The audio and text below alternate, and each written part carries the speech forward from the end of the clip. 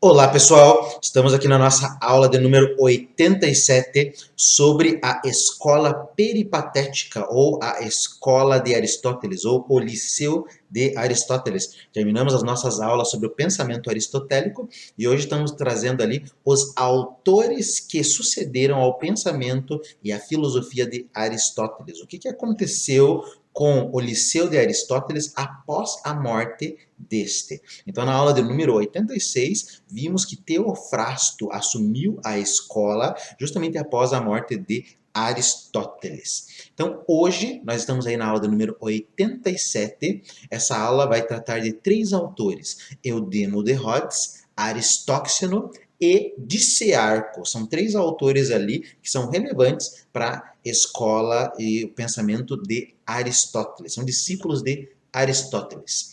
O Eudemo de Rhodes, ele nasceu ali por volta do ano 370, faleceu ali por volta do ano 300, mais ou menos, são datas aproximadas. Ao lado de Teofrasto, o mais importante dos discípulos imediatos de Aristóteles é Eudemo de Rhodes, autor de numerosos escritos de história da ciência. Então, Eudemo de Rhodes, ele é um dos discípulos mais importantes do Aristóteles ali junto com o Teofrasto. O Eudemo de Rhodes é conhecido principalmente pelos seus escritos sobre a história da ciência. Parece que ele teria escrito uma história da astronomia, uma história da física, teria escrito uma série de histórias ali sobre conhecimento científico. Então, na verdade, o que a gente tem dessas obras aí dele são alguns fragmentos. Tá? Acredita-se também que ele tenha sido um dos autores ali que sistematizou muitas das obras do Aristóteles. Eudemo é designado como o mais fiel dos discípulos de Aristóteles. Então é aquele que, de certa forma, segue ali de maneira assim mais à risca o pensamento e a filosofia de Aristóteles. Embora a gente já comentou um pouquinho na aula anterior que a filosofia de Aristóteles vai começar a se perder a partir desse período, justamente por causa do destino ou do fim dos seus escritos esotéricos, com S, tá? Que vão parar lá em outro lugar, mas a gente vai comentar sobre isso na próxima aula. O Eudemo foi editor da obra moral de Aristóteles, que é designada precisamente pelo seu nome, Ética Eudêmia, e que alguns consideram como obra sua. Então, o Eudemo teria editado as obras éticas do Aristóteles, e hoje elas ainda são conhecidas como Ética Eudêmia. Muitas pessoas acreditam que a Ética Eudêmia pertence a Eudemo de Rhodes e não a Aristóteles. Na perspectiva do Nicolau Banhanho, a Ética é justamente uma obra do Aristóteles. A única coisa que o Eudemo ali foi fazer é justamente editar e fazer algumas anotações, digamos assim, tá? Um outro autor aqui também da escola peripatética ou do Liceu de Aristóteles é o Aristóxeno de Tarento. Teria nascido por volta de 360, falecido ali por 300 a.C. aproximadamente.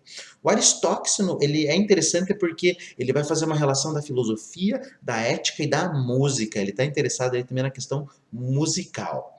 Ele teria retomado a doutrina pitagórica da alma como harmonia, sustentada por Símias no Fédon platônico. Então, nas nossas aulas ali sobre Platão, quando nós tratamos da alma, nós vimos que na perspectiva do Fédon, Platão não considera a alma como harmonia, da maneira pitagórica. Por quê? Considerar a alma como harmonia significaria dizer que a alma é formada por elementos que existem na realidade, e esses elementos que existem na realidade estão fadados, digamos assim, a degeneração, a morte, a corrupção. Na perspectiva de Platão, a alma é imortal, então a alma não pode ser formada por nenhum desses elementos da realidade.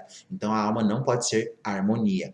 Aristóteles também critica essa doutrina da harmonia da alma, que é dada ali pelos pitagóricos, porque o Aristóteles afirma que o contrário da harmonia é a desarmonia. O harmônico tem o seu oposto no desarmônico, mas dentro da teoria de substância de Aristóteles, o desarmônico não é alguma coisa que de certa forma pode ser descartada, porque justamente na teoria de substância, Aristóteles vê que tudo aquilo que existe no real tem valor, o desarmônico também tem seu valor e ele não poderia ser descartado. Tá? Então é isso. O Aristóteles então dá um passo para trás, né, e volta a sustentar a teoria da alma como uma harmonia, né, digamos assim, de origem pitagórica.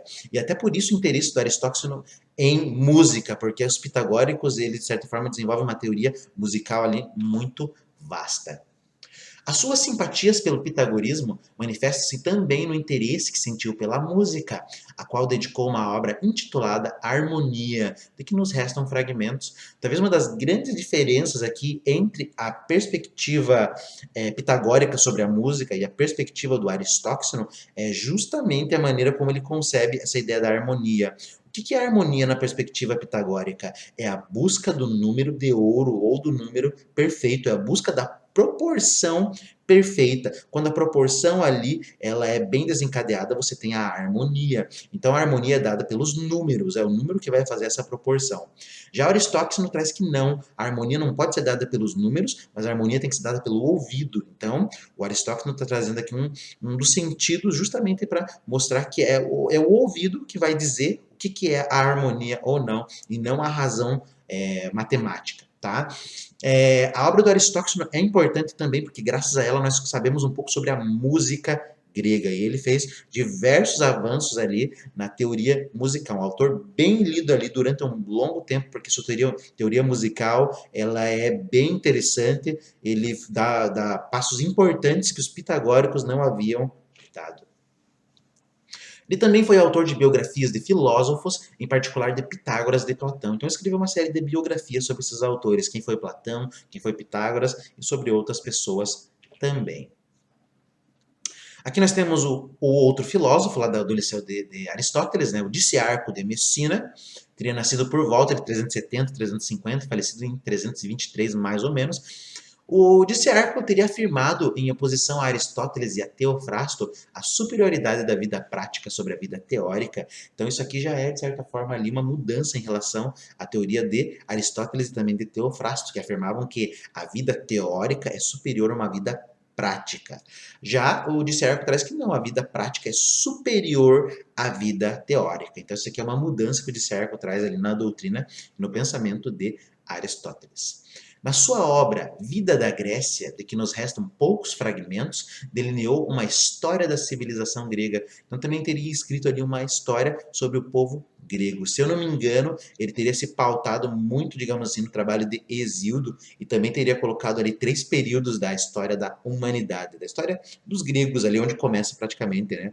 Uma vida, praticamente lá, uma era de ouro, uma era de prata, uma era de bronze, mas ele não usa esses termos. Parece que ele teria colocado uma vida pastoral, uma vida baseada na agricultura e um outro tipo de vida lá que eu não lembro agora, tá?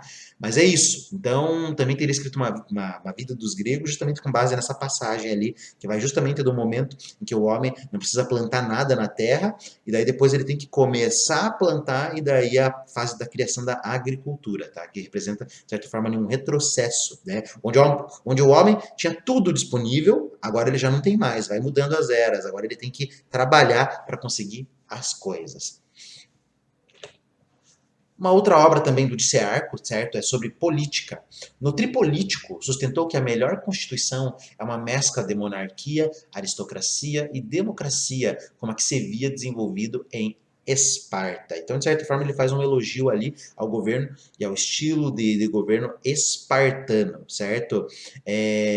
O governo espartano é pautado justamente ali uma espécie, digamos assim, de ditadura, mas é não uma ditadura assim ferrenha, certo? Como a gente conhece, tá? Existem diversos tipos de ditadura, mas os espartanos pautavam-se ali justamente numa questão de uma vida militar, uma vida voltada ali para os exercícios militares. Embora também justamente o governo espartano possa ser caracterizado ali por um governo dos mais velhos, certo? Um governo onde os anciãos vão construir as regras da sociedade, etc.